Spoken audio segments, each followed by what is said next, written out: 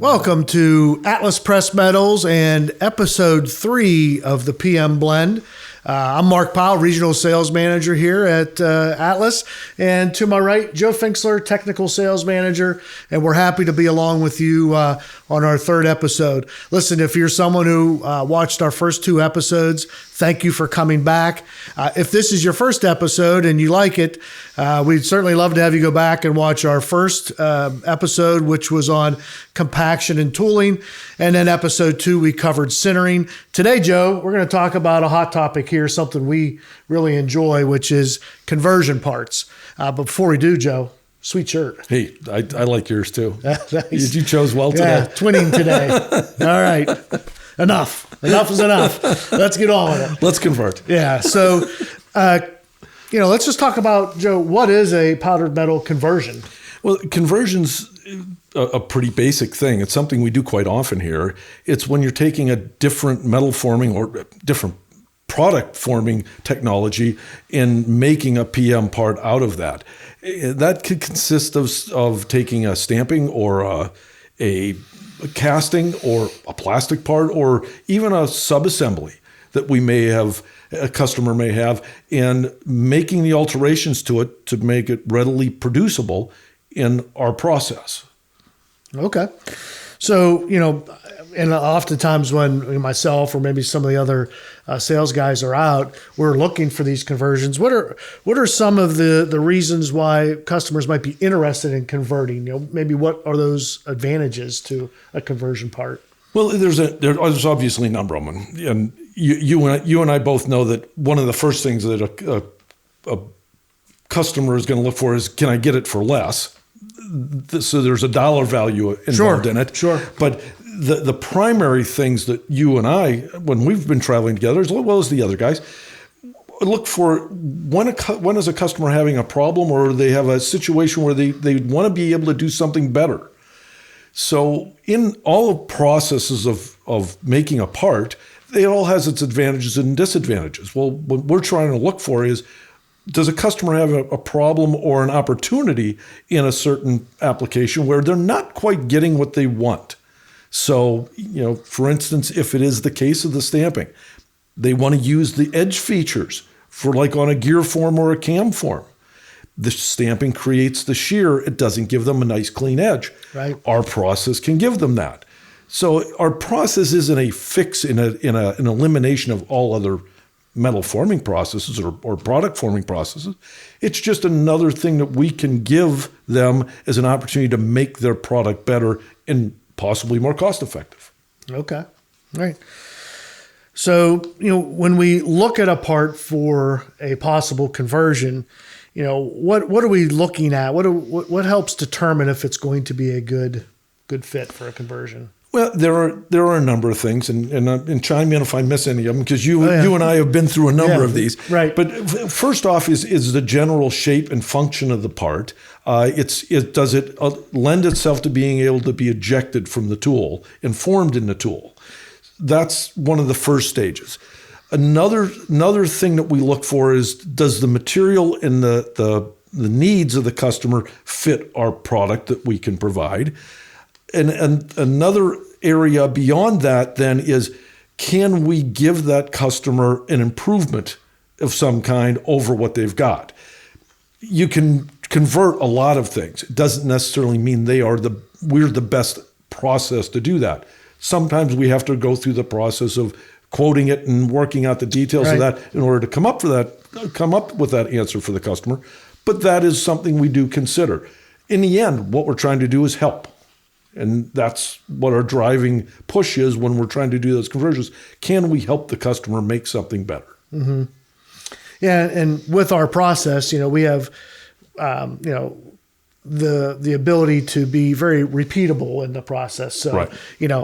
Whereas maybe other processes would be slower, we can, our speed times and such are much quicker. Well, in many cases. That brings up one of the things that you look for, and I know you do this.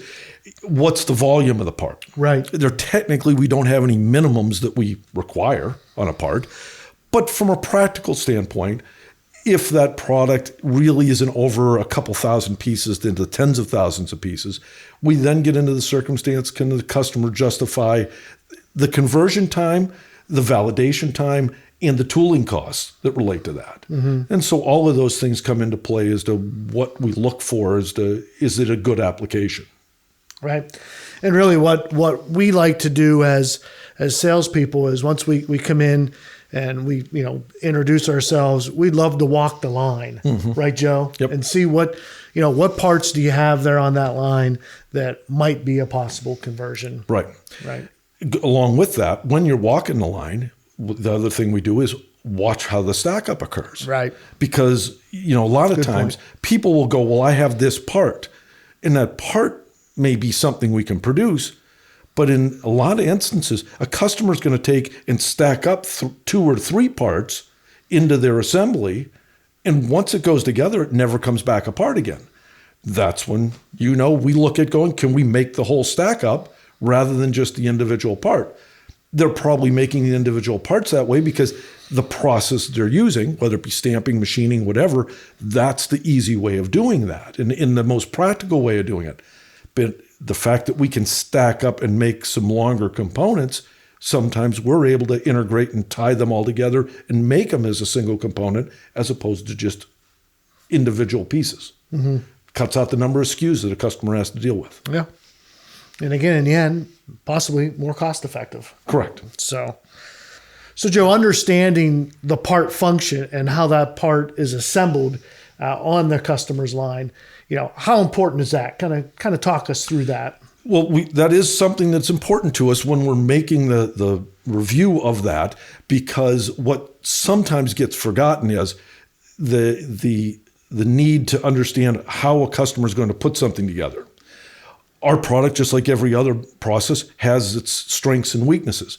So in our particular circumstance, if a customer is going to bolt something together or they're going to push it in, those are things that we do readily. On an alternative side, if a customer is going to rivet or orbital rivet something, that becomes more of a challenge, and we need to understand that so that we have the proper material selection and understand that function in the application. It has nothing to do necessarily with the end use, but it matters how the customer gets it to the end use, because that's how they're going to assemble the product. So we have to be aware of that. Other sidebar of that is what environmental things. We may have a product that a customer is going to paint and on a paint line. So we have to make sure that our parts are prepped for those type of circumstances so that they have the right materials. So we have to be cautious of that. Good example is if I make a part that I'm going to oil impregnate and a customer is going to run it down a paint line, that's not going to work so well when you go to heat that paint up. It's going to cause some issues for them. Right. So those are the kind of things we want to have conversations about so we understand the full flow of how a customer is going to use it. We ask a lot of questions. We get into a lot of detail. It's for some customers, they're not accustomed to that, but we're trying to protect the customer and give them the best quality we can. So that's the reason why we pay such close attention to all of that. Sure. What about welding, Joe? Can you weld a PM part? Certainly. It's being done all the time. I mean, if you own a lawn and garden tractor, the pulleys that are on the tractor have a PM hub in most of those applications that's been welded. Not everyone, but a lot of them do. So it's being done all the time. We just have to be cautious. And there are some parameters that we go over in our PM 101 that there are certain things that we caution the customer with. The biggest one being, don't contaminate our product before you do the weld, because there is porosity in our product. We want to make sure that it stays clean and dry before that weld operation. Okay. But along with that, there's certain, if we're going to weld it, it goes along with the plating, the painting, anything like that. We want to know that up front, because there are certain material grades that we're going to select if you're going to weld to meet the needs. Now, are there material limitations at all? When we're looking at conversion parts, I mean, like if someone has an aluminum part, what are we looking at there? Well, we don't currently produce any aluminum. There is aluminum producers out there, but they're very few and very far between. Right.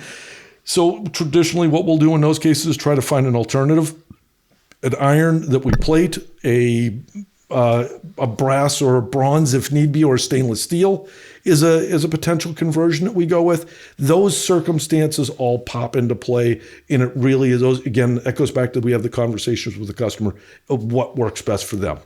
A lot of the times what folks will do is just from a cost standpoint, they'll go to an iron-based material and we'll plate it for them in those cases. Okay. We'll have other people lean towards a stainless steel in those circumstances. Just depends on what the customer needs. Great.